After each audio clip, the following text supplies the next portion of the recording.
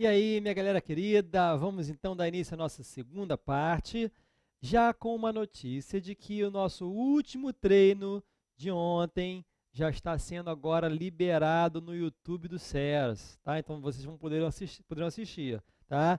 Assistam também, inclusive tem 1 hora de ética lá sobre assuntos que eu não tratei aqui. Uma coisinha ou outra eu até repetir porque eu estou achando muito importante falar, né? Não sei por quê, mas né, a gente acha sempre que vai cair alguma coisa na próxima prova, mas é só achismo mesmo, viu? Se cair, né, enfim, é puro achismo, né? Bom, intuição, sei lá, né? Às vezes dá certo, às vezes não dá, mas eu quero é que vocês gabaritem ética com todas essas informações aqui que nós estamos trazendo. E, antes de falar de processo disciplinar, deixa eu mostrar para vocês aqui, ó, os atos que o estagiário pode fazer sozinho.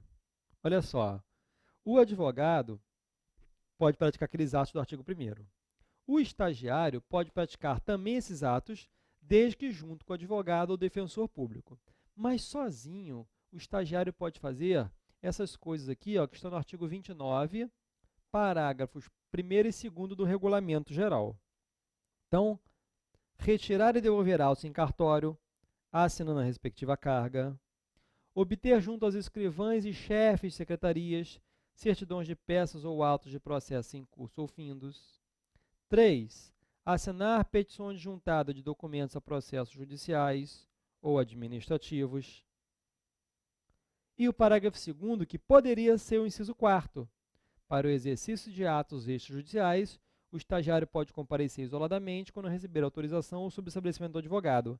Ah, Paulo, mas na prática como é que é? Gente, não interessa. Nessa altura do campeonato, não vamos ver como é que é na prática não, tá? É isso, ponto e acabou. Nosso mundo é edital.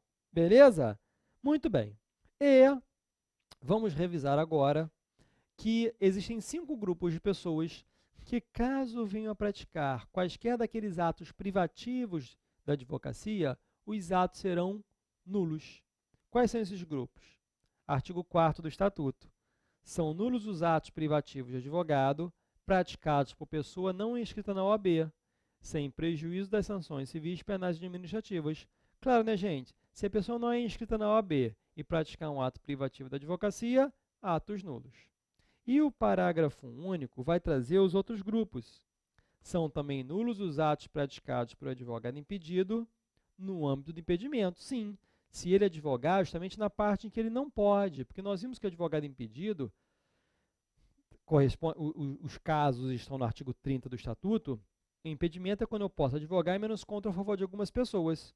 E se eu advogar justamente na parte em que eu não posso? Por exemplo, se eu for advogado e funcionário da Prefeitura de São Paulo, funcionário do município de São Paulo, eu posso advogar em menos contra o município, né? De maneira que, se eu advogar contra o município de São Paulo, os atos são nulos só nessa parte, né? Advogado suspenso, porque sofreu uma punição, o advogado licenciado, ou aqueles que tentam dar uma de espertinhos. Olha, o advogado que passar a exercer atividade incompatível com a advocacia, seja em caráter definitivo ou temporário, mas não comunicar o fato à OAB e continuar advogando. Não interessa. A partir do momento que eles passarem a exercer atividades compatíveis, os atos já são nulos. Beleza? Tranquilo? Muito bem, gente. Muito bem, muito bem, muito bem. Vamos falar do processo disciplinar na OAB? Vamos revisar isso aí? Muita gente tem dúvida, né? Bom, gente, o processo disciplinar na OAB, eu vou traçar aqui um fluxograma. Ele tem início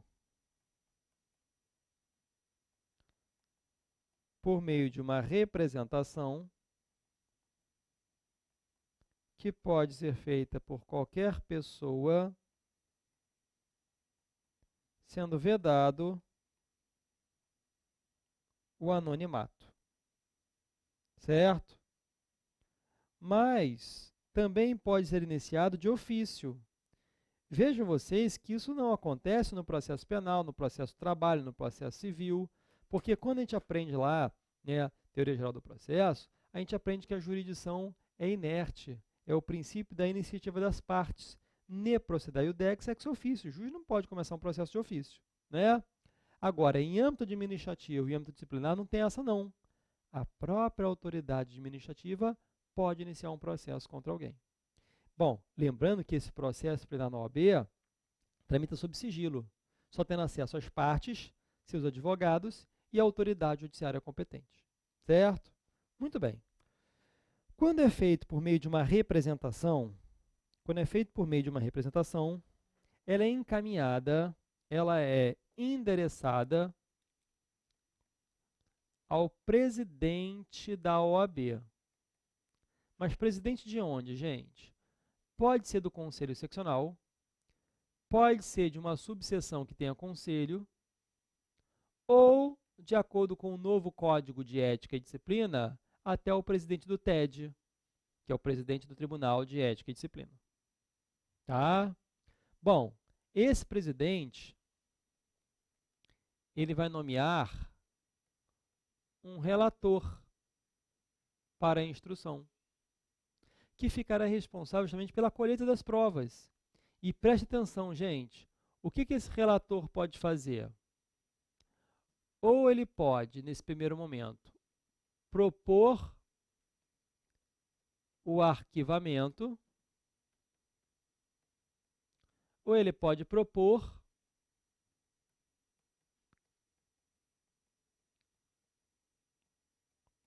a instauração do processo. Tá? Vejam, gente, que ele só propõe, ele só sugere, ele não arquiva nada e não instaura nada. Isso também já caiu 2 vezes na banca FGV. Certo? Ele só propõe, ele só sugere. Porque tanto num caso quanto no outro, vai ser devolvido para o presidente decidir.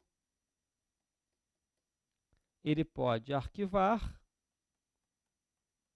aí é claro que cabe recurso, ou ele pode instaurar o processo. Muito bem, gente. Instaurando o processo, ele vai ser devolvido ao relator.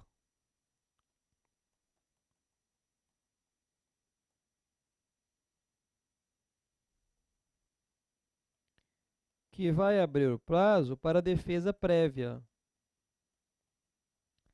Essa defesa prévia, que é apresentada no prazo de 15 dias, prorrogáveis. Prorrogáveis por mais quanto, hein? Por mais 15? Não, a lei não fala. 15 dias prorrogáveis a juízo do relator.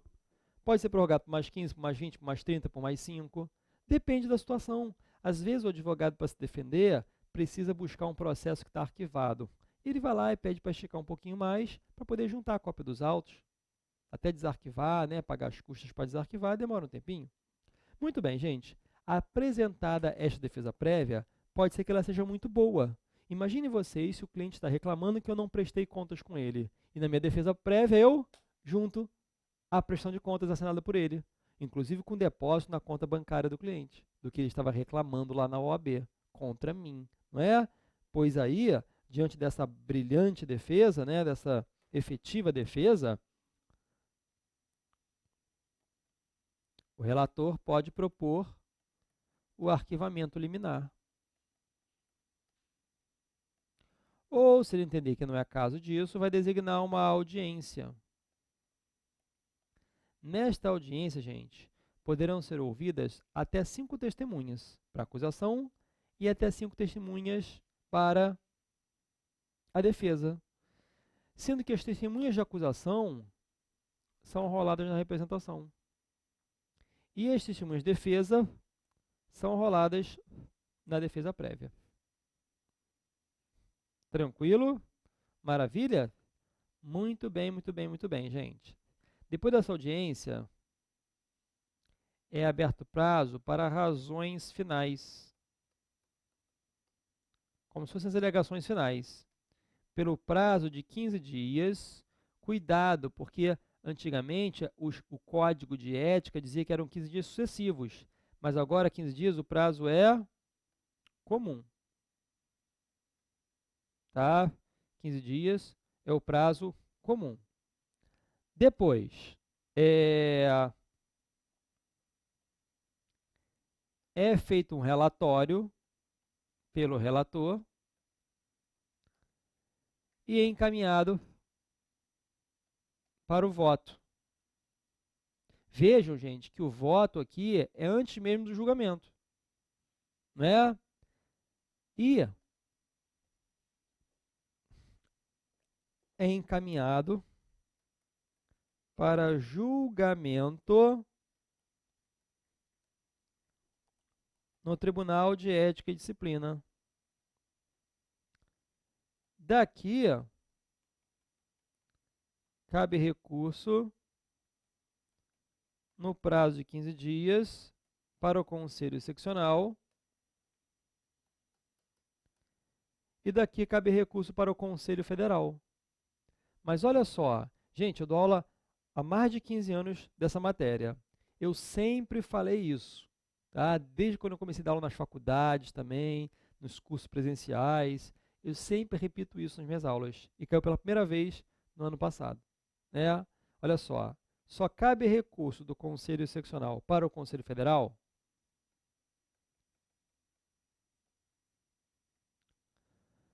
também no prazo de 15 dias, se a decisão do Conselho Seccional não for unânime ou, se unânime, contrariar o Estatuto, o Regulamento Geral, o Código de Ética e Disciplina, provimentos, decisão de outro Conselho Seccional ou do Conselho Federal. Tá legal? Só cabe recurso do Conselho Seccional para o Conselho Federal se a decisão do Conselho Seccional não for unânime, ou, se for unânime, contrariar o Estatuto, o Regulamento Geral, o Código de Ética, provimentos, decisão de outro Conselho Seccional ou do Conselho Federal. Beleza? Tranquilo? Muito bem. E agora, é importante a gente lembrar que aos processos disciplinares da OAB existe aplicação subsidiária das regras do processo penal. Aos processos disciplinares da OAB existirá a aplicação subsidiária das regras do processo penal. E aos demais processos da OAB que não sejam disciplinares, existirá a aplicação subsidiária das regras do processo administrativo e do processo civil nesta ordem. Em regra, os prazos para manifestação de advogados estagiários é de 15 dias. Tá bom? E vamos falar de competência?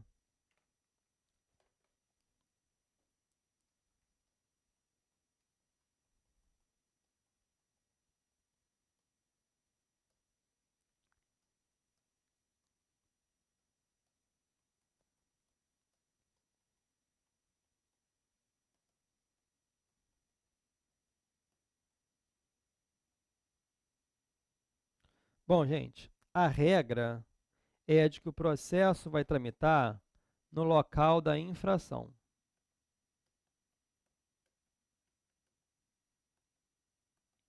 Certo? No local da infração. Então, mesmo que o advogado não tenha inscrição lá, se o advogado é de São Paulo, vai para o Amazonas fazer uma audiência e ele comete uma infração lá, ele vai ser processado lá no Amazonas. Certo? Tribunal de Ética recorre para o Conselho Seccional do Amazonas e depois pode até recorrer para o Conselho Federal de Brasília. Né? É o local da infração. Essa é a regra. Mas nós temos duas exceções.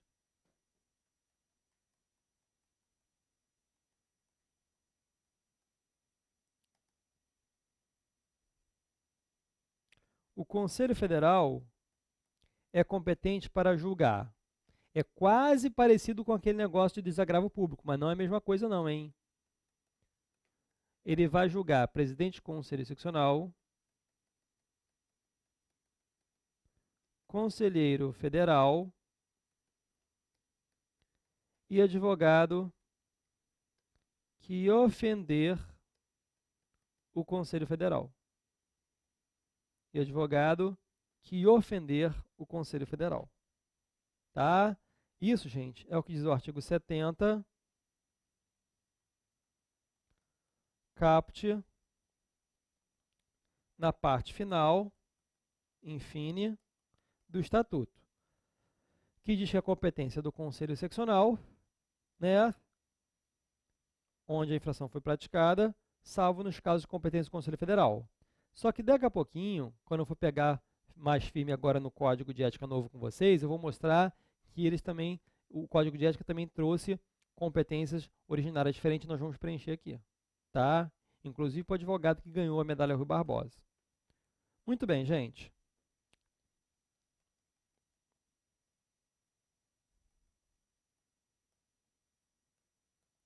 Exceção 2.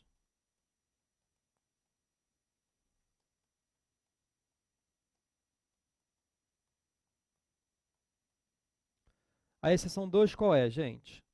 Se houver necessidade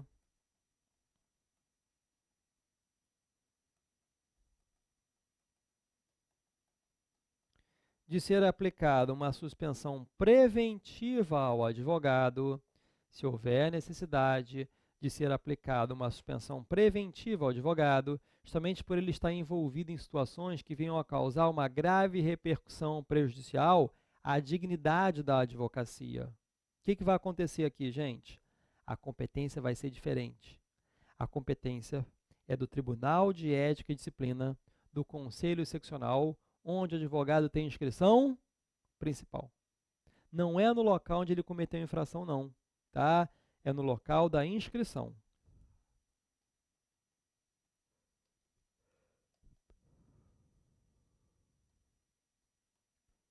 Então, olha só, gente. Imagine um advogado indo a uma delegacia de polícia e dando uma mala de dinheiro para o delegado. Isso é filmado por um agente policial e que envia ao Ministério Público.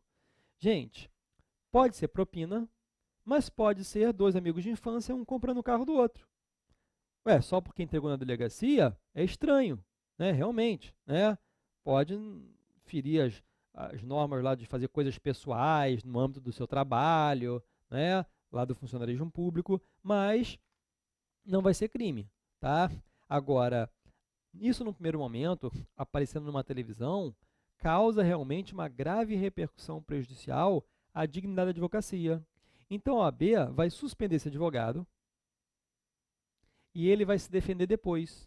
Ele tem direito a uma defesa contraditório, que é assegurado pela Constituição aos processos administrativos, não é? Mas o contraditório é diferido. O contraditório ele é postergado, tá certo? Então, olha só, ele até pode se defender, inicialmente, contra esta decisão de suspensão preventiva. Ele vai fazer uma defesa do tipo, ó, Bia, não me suspende agora não, isso nem foi tão grave assim. Mas a defesa de mérito, se ele fez, se ele não fez, se é crime, se não é, se é infração disciplinar ou se não é, isso ele vai fazer depois. Agora, olha só, é muito grave suspender um advogado sem que ele tenha tido o direito de se defender antes. Por isso, gente, esse processo só vai durar no máximo 90 dias. Quer dizer, a suspensão preventiva vai durar no máximo 90 dias. Porque se depois de 90 dias a OAB não julgar, o processo pode até tramitar devagarzinho, mas com o advogado voltando a advogar. Tá legal? Então, é até muito parecido com a prisão temporária.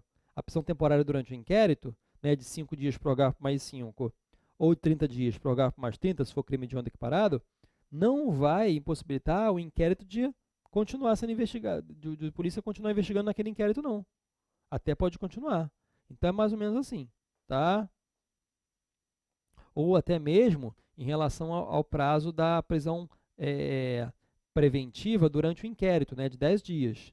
O delegado tem que concluir o inquérito. Mas se o sujeito for colocado em liberdade, aí as investigações poderão continuar, porque embora haja prazo para terminar o inquérito policial quando o indiciado estiver solto, quando o investigado estiver solto, podem ser prorrogados por mais vezes, né? Os prazos poderão ser prorrogados. Mas voltando para cá para a ética, gente, só fazendo uma comparação, né? Vai que a gente acerta alguma de processo penal também, né? Ou direito do trabalho, às vezes a gente fala alguma coisa aqui, porque a nossa matéria é a que mais se liga com os outros ramos do direito, né? Tem ligação com todos os outros, porque é como todos os outros ramos serão exercidos de maneira ética, não é isso? Bom, então,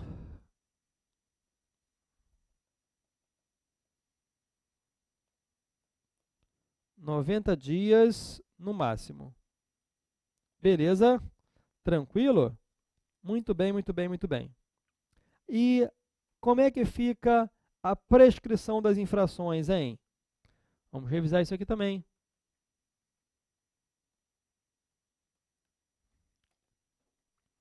Bom, a regra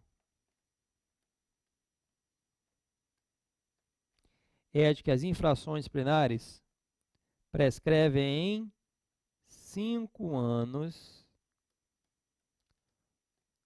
a contar da constatação oficial do fato pela OAB, certo?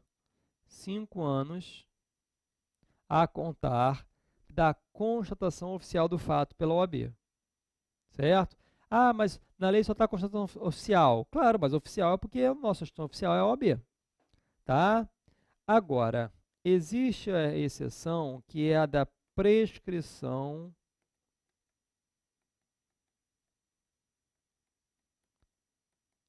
intercorrente, aquela do artigo 43, parágrafo 1º. A regra está no 43 caput e o 43, parágrafo 1º do Estatuto, traz a prescrição intercorrente, que vai ocorrer se o processo ficar parado por mais de 3 anos, aguardando despacho ou julgamento. E quais são os casos de interrupção da prescrição?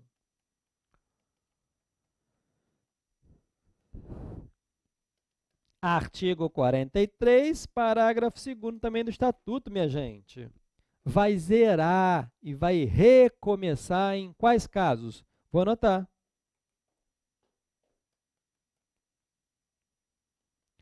Pela instauração do processo pela OAB ou pela notificação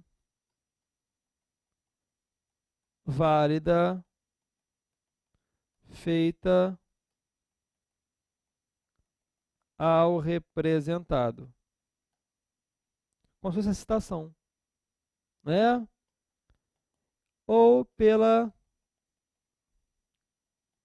decisão condenatória recorrível de qualquer órgão julgador da OAB. Então, olha lá, ó. Vamos voltar aqui no macete. Cadê? Ó, ó. Pela instauração, zero.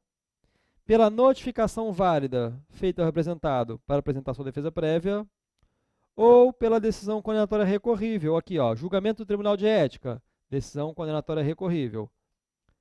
Decisão aqui do Conselho Seccional, condenatória, cabe recurso para o Conselho Federal? Cabe, então também zera. Mas a decisão do Conselho Federal não cabe mais recurso, pelo menos na instância administrativa, na esfera administrativa. Então daqui já não vai zerar. Beleza? Tranquilo, gente? Muito bem, muito bem, muito bem. É isso aí, pessoal. Então, processo disciplinar é isso aí que a gente tinha para falar, tá? Bom, vamos revisar aqui agora infrações e sanções disciplinares. Infrações e sanções disciplinares.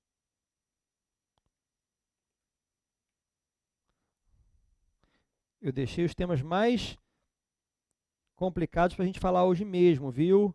Porque eu estou precisando usar bastante a tela para mostrar para vocês aqui. Pessoal, o artigo 34 do Estatuto, ele tem 29 incisos. E à medida que os incisos vão passando, a gravidade das infrações vai aumentando. Por isso aqui do inciso 1º ao inciso 16, nós temos infrações leves,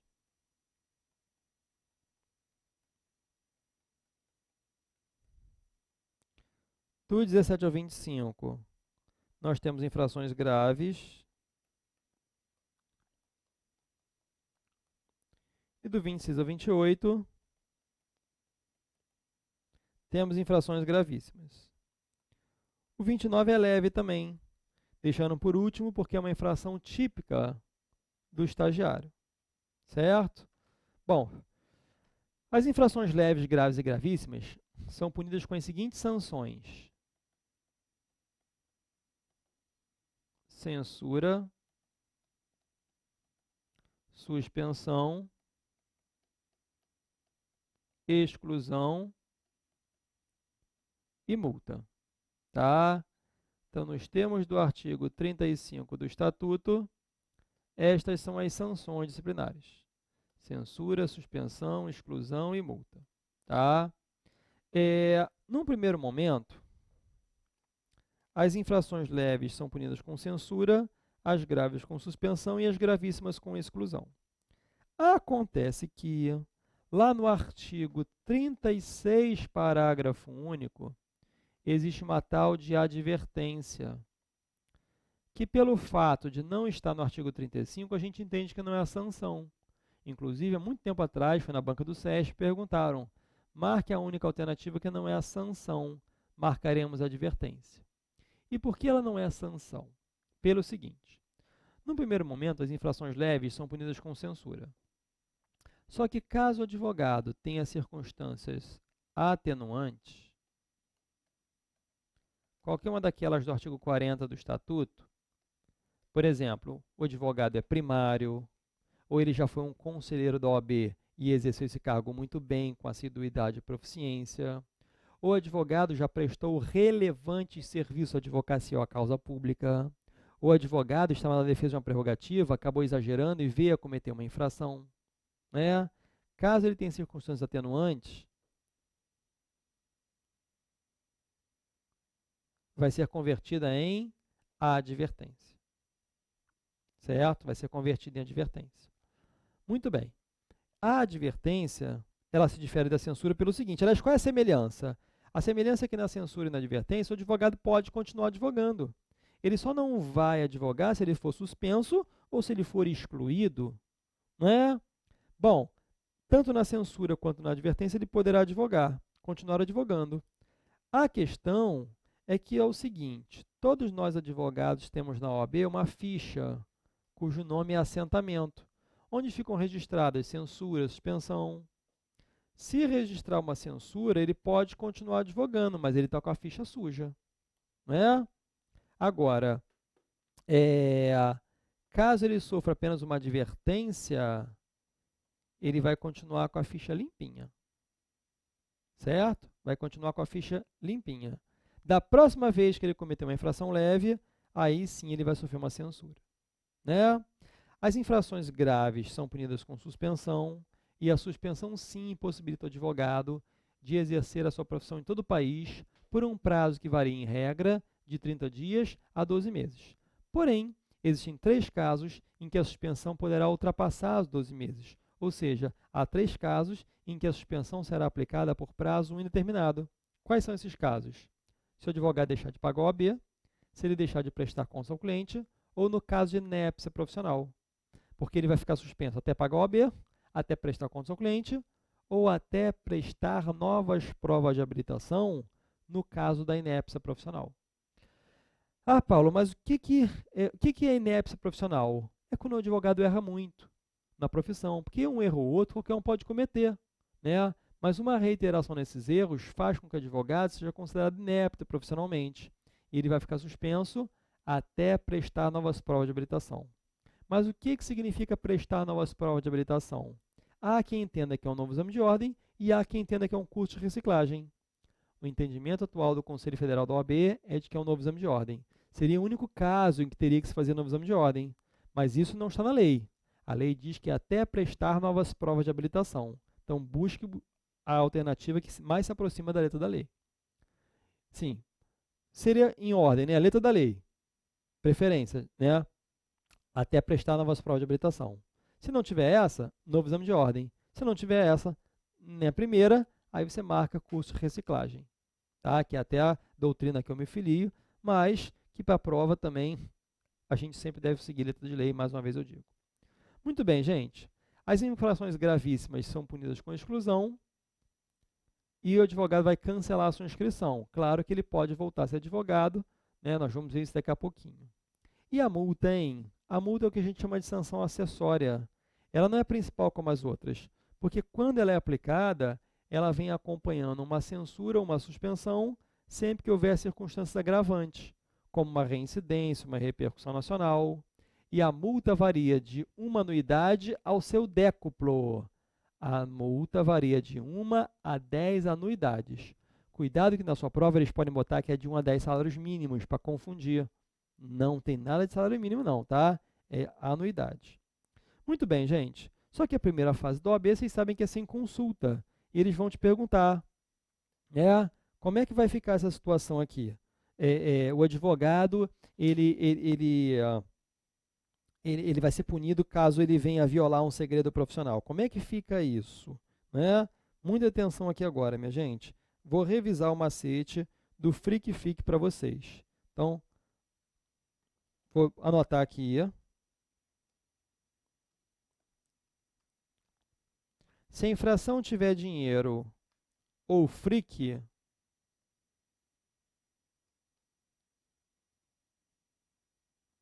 eu vou repostar isso aqui no meu Instagram, tá?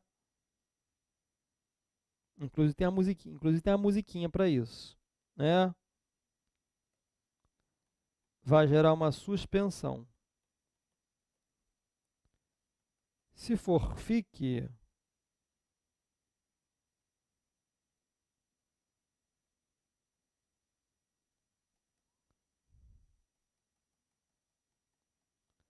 vai gerar uma exclusão.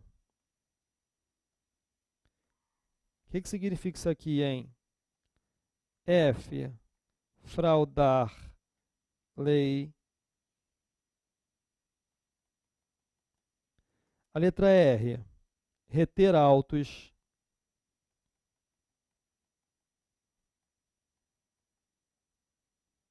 Letra I,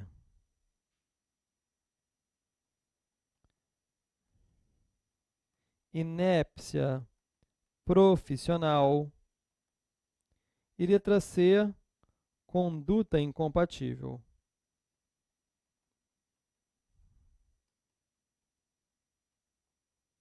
Então tá pronta a primeira parte do nosso macete, tá? Depois,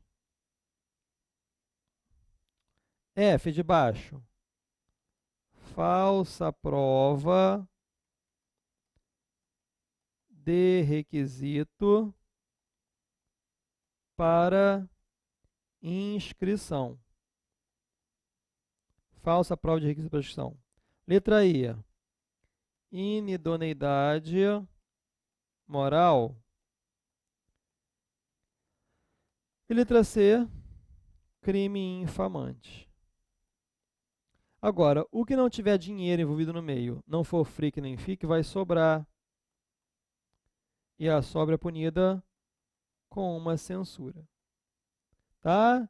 Então, olha só, gente, como é que funciona esse macete? Se tiver alguma palavra, alguma expressão sinônima de dinheiro, quantia, valores, locupletamento, ou seja, dívida, ou seja, tem dinheiro no lance, ou se não tiver dinheiro, preencher o FRIC é suspensão. FIC, exclusão. O que não tiver dinheiro nem FRIC nem FIC vai sobrar. Ó, tem até uma musiquinha que o aluno do SESI de Goiás fez pra mim, ó, pra gente, né, na verdade, a música, ó. A letra está na sua tela agora, hein? Ó, ó.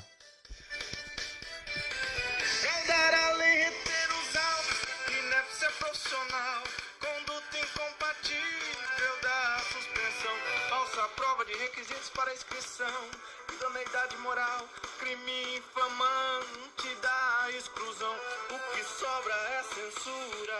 Bis, vamos lá. Solta o som, DJ! Vamos lá! Arrocha!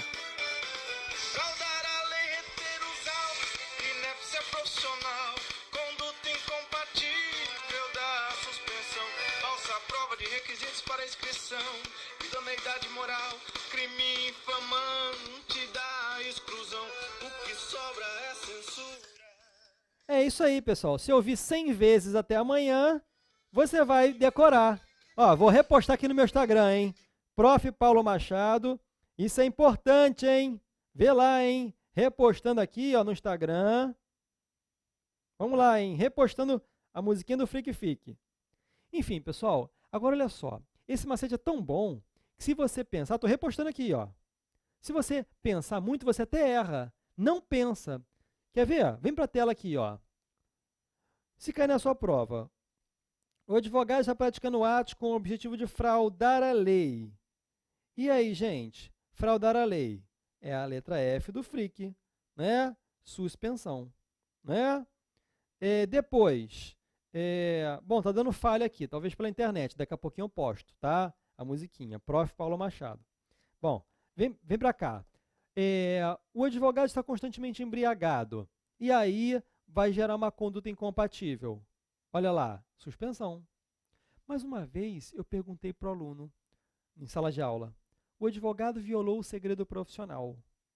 Aí o aluno falou que era suspensão. Ué, suspensão? Violar segredo profissional? Cadê? Não está escrito aqui? Aí o aluno falou, mas violar segredo profissional é crime, então ele está praticando, violando o Código Penal, está fraudando uma lei. Nossa, gente, ele foi parar aqui. Que viagem. É tão fácil que se pensar você erra. Está escrito violar segredo profissional aqui? Não está escrito que sobre a censura. Agora, se perguntar se um advogado praticou um crime infamante, aí já seria exclusão. Agora, o advogado abandonou a causa sem justo motivo. Está escrito aqui abandonar a causa? Não, que sobre a censura. Agora, tem uma exceção, gente. Vamos relembrar a exceção? A única exceção ao macete é um caso que tem dinheiro, mas vai ser censura. Porque normalmente quando tem dinheiro é suspensão. Então é exceção.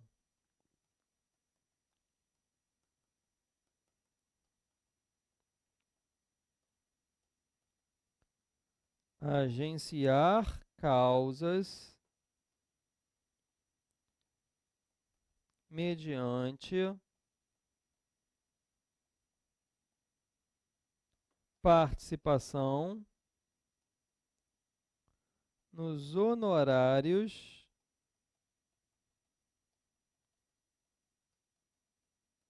a receber. Tá? Agenciar causas mediante participação nos honorários a receber. São aqueles advogados que ficam pedindo percentual para quem indicar causas para ele. Ou ele dá percentual, melhor dizendo, para quem indicar causas para ele. Tá? Dar ou receber, tanto faz. Isso não pode acontecer. A não ser que a gente tenha um contrato de advogado associado, que nós vimos isso no último treino. Revise lá, se você não assistiu, tá? Revise lá, tá lá no YouTube do CES. Agora, olha só, gente. Além desse Freak Fique, vocês têm que conhecer as promoções da OAB. Quais são as promoções da OAB, hein? Troque 2 censuras por uma suspensão e troque 3 suspensões por uma exclusão. Na verdade, a lei diz que a reincidência é que gera a suspensão, tá? Então, olha só, se o advogado sofreu uma censura, está no assentamento dele, e agora ele comete uma infração leve, que seria passível de censura, vai ser suspensão. Mas pode ser que de primeira ele tenha cometido freak, e aí venha a ser suspenso. Aí ficou suspenso 30 dias. Voltou a advogar, mas isso ficou na ficha dele. E agora ele comete uma infração leve, passível de censura. Vai ser suspensão de novo, porque ele é reincidente. Agora, gente, na terceira suspensão, ele já troca por uma exclusão. Só que você tem que se lembrar que a exclusão é uma coisa tão grave que para que ela seja confirmada tem que ter o voto de 2/3 de todos os membros do conselho competente. Beleza? Tranquilo? Muito bem, muito bem, muito bem, muito bem, muito bem. Vamos falar da reabilitação. Vamos imaginar, gente, que essa censura tenha ocorrido no ano 2000. E agora, em 2018, ele comete uma nova infração passível de censura. Vai ser suspensão do mesmo jeito, gente. Nossa, Paulo, mas passaram 18 anos. É isso mesmo? É isso mesmo. Porque, na verdade, vejam só, ele não pediu a reabilitação. E aí, nós vamos aplicar agora, vamos explicar a reabilitação que está lá no artigo 41 do Estatuto. O artigo 41 do Estatuto diz: é permitido ao que tenha sofrido qualquer punição na OAB, é permitido ao que tenha sofrido qualquer sanção, requerer, 1 ano após o seu cumprimento, a reabilitação em face de provas efetivas de bom comportamento.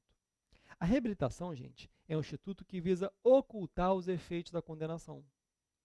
Assim, também existe uma reabilitação criminal, que é importante para a gente no seguinte caso, do artigo 41, parágrafo único. Porque, olha só, gente, a partir de 1 ano, você pode pedir para limpar sua ficha na OAB. Só que tem um caso que vai demorar um pouquinho mais. Se, paralelamente, a gente tiver uma condenação criminal. Porque se tiver uma condenação criminal, antes de o advogado conseguir a reabilitação na OAB, ele terá de conseguir a reabilitação criminal. E como é que funciona a reabilitação criminal, hein, gente? Está no artigo 94 seguinte do Código Penal. Olha só, a pessoa vai... Vamos supor que o advogado tenha sido excluído da OAB porque praticou um crime infamante. Ele estava traficando drogas presídio. Foi excluído, mas paralelamente teve um processo criminal, né? Paralelamente teve um processo criminal. Então, ele teve um processo aqui na OAB que gerou a exclusão, ele não é mais advogado, cancelou. Mas, paralelamente, teve, né, um inquérito policial e uma ação penal. E teve uma sentença condenatória. E agora ele vai cumprir a pena.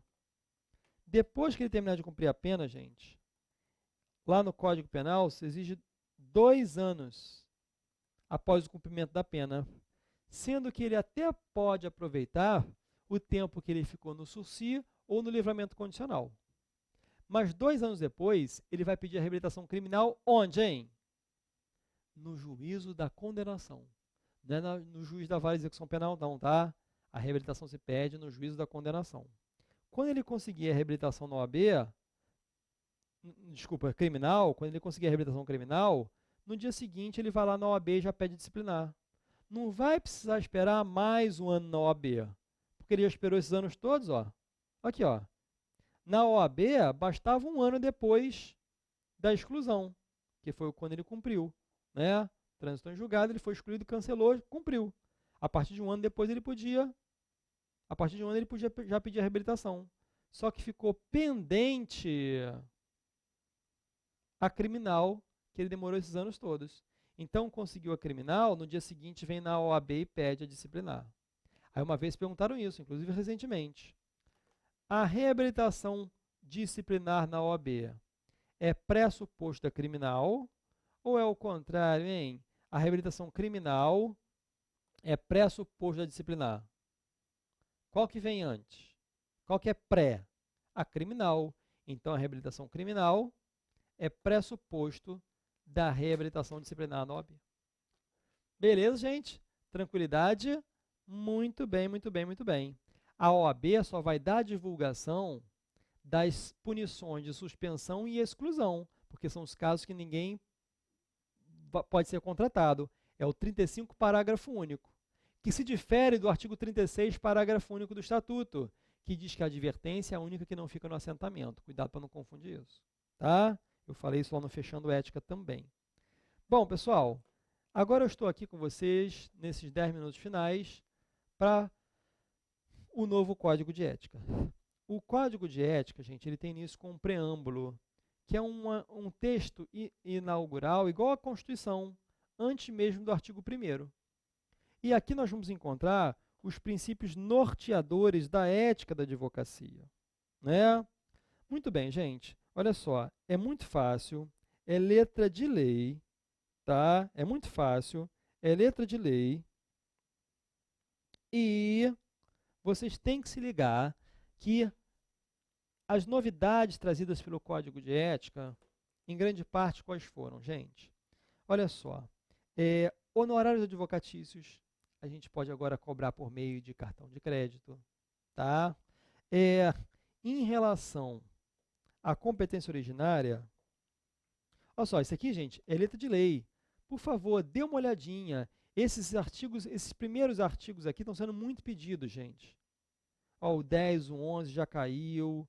Dê uma lidinha, por favor, gente. Faça a parte de vocês. É reta final. Vocês têm a prova amanhã, que vai cair com certeza alguma coisa desses artigos, tá? Então não meçam esforços. Ó, o 23, o 21, que aliás caiu também recentemente. Eles estão pedindo muito o código de ética, tá? Olha aqui, ó. E é muito fácil a leitura é muito tranquila, é muito boa. Eu vou falar sobre publicidade com vocês aqui já já. Ó, a publicidade. Agora vejam só o que eles trouxeram em relação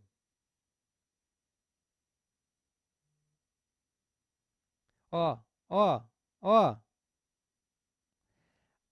a representação contra membros do Conselho Federal e presidentes de conselhos seccionais é processo julgado pelo Conselho Federal.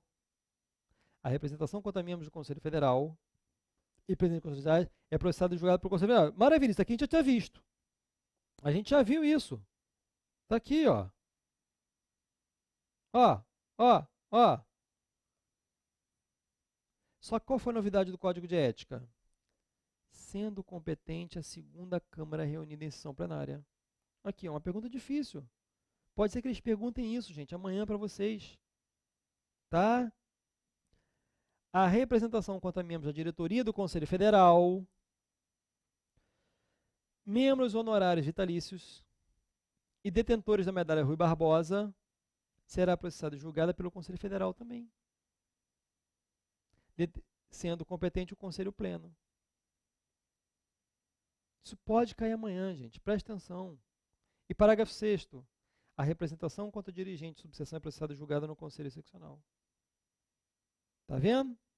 Tá legal? Então preste atenção nisso, tá? Pelo amor de Deus. E o que é a medalha Rui Barbosa, gente? A medalha Rui Barbosa é a maior homenagem que a OAB pode prestar a uma grande personalidade da advocacia brasileira. A medalha Rui Barbosa, ela é concedida uma única vez a cada 3 anos pelo Conselho Federal da OAB em sessão solene.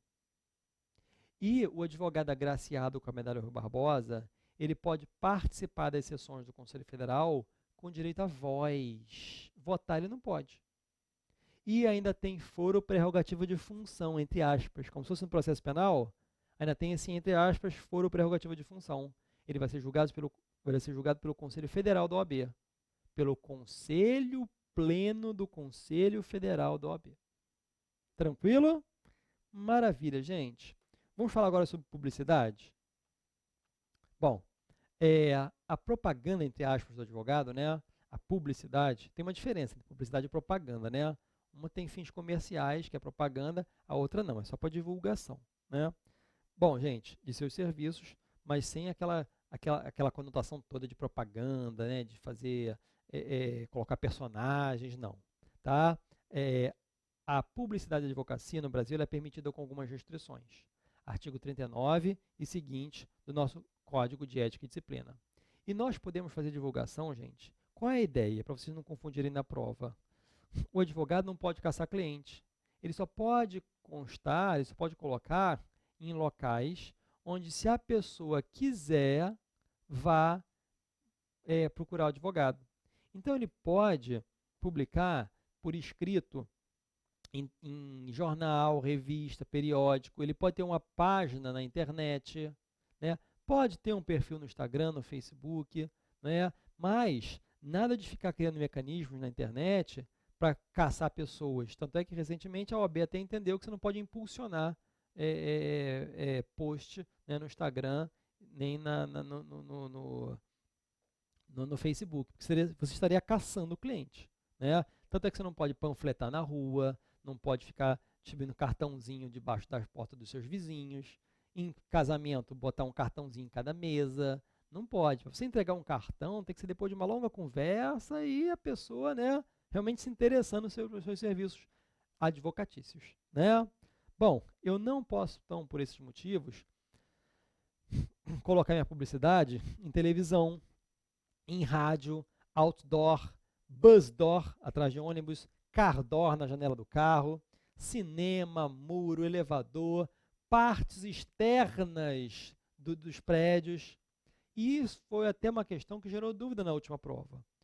Porque na casinha, o escritório do advogado era numa casa, ele botou uma placa lá. Né? Tudo bem, gente, para fins de identificação pode. Assim como nos prédios, nos edifícios, na porta lá do corredor, no hall, no primeiro andar, né, no térreo de um prédio, não tem aquela placa, às vezes, com os nomes de vários escritórios, consultórios médicos, né? Ali pode ter indicação. É para fim de localização. Chegando lá ao meu escritório, na porta do meu escritório. Mas não pode ter nada do lado externo do prédio, sobretudo se tiver placa luminosa. Claro, gente, para poder enxergar a plaquinha dentro do prédio, pode. Mas na janela do lado de fora do prédio, né, piscando neon, como se fosse placa de motel, não pode. Advogado 24 horas, advogado 24 horas, e uma placa lá violeta piscando. Aí não pode, tá? Então, os cartões de visita do advogado devem ser feitos com muita moderação, né? Não pode constar foto, não pode mencionar atividade estranha à advocacia, certo? E pode apenas constar como profissão diferente da advocacia a profissão de professor. Tá legal? Seja ex-professor ou professor atuante ainda. Tá legal? Bom, pessoal, estamos chegando ao finalzinho aqui do nosso 10 em Ética. Eu, de fato, espero ter falado todas as questões para vocês, se não uma boa parte, mas eu preciso muito que vocês façam a parte de vocês. Quer dar uma olhadinha agora no Código de Ética, no artigo 7º do Estatuto e depois se concentrar, relaxar um pouquinho. Pessoal, é impressionante como o relaxamento, você não levar cobrança para a prova, vai fazer a maior diferença, né? Então aqui, ó, no Código de Ética, a gente passou por todos esses detalhes. Tem outros ainda que foram incluídos. Agora no YouTube do SERS, tem a transmissão do último treino, a partir de agora, vai lá e emende nisso aí, tá? Então, pessoal, é a reta final, é hora de você se dedicar. E amanhã você acorda mais tarde, descansa um pouquinho também, para ir realmente para a prova de forma mais tranquila. Tá legal? Não leve cobrança, pessoal. Deixe todos os... Eu sei que é difícil a Bessa fazer isso. Muita gente pergunta, Paulo, mas eu chego lá com dor de barriga. Eu chego nervoso, eu chego sentindo isso, sentindo aquilo. Gente, na hora da prova passa. Respire fundo 5 vezes, né? Todo momento que você estiver sentindo isso. E eu te garanto que na hora da prova, você pode até começar um pouquinho ansioso, mas depois você vai relaxando. E esqueçam os problemas. Na hora da prova, não é hora de você resolver os problemas todos. É hora de você aproveitar e, de fato, aproveitar essa oportunidade que você está tendo de fazer o exame de ordem, a oportunidade que você está tendo de melhorar de vida, e você vai conseguir. É com muito esforço, com dedicação que a gente consegue as coisas. Então, coragem na hora da prova, e, a partir de agora, determinação para fazer os estudos finais, certo? E eu estou aqui torcendo muito por cada um de vocês, pessoal. Acompanhem minhas dicas lá pelo Instagram, que eu vou fazer 10 posts sobre assuntos que, né, raramente, que não foram pedidos ainda. E eu estou aqui torcendo muito por cada um de vocês. Tenham a consciência de que vocês fizeram o que puderam. E que amanhã vai ser um grande dia. Eu estou torcendo muito por cada um de vocês, tá? Beijos, abraços. Vamos juntos!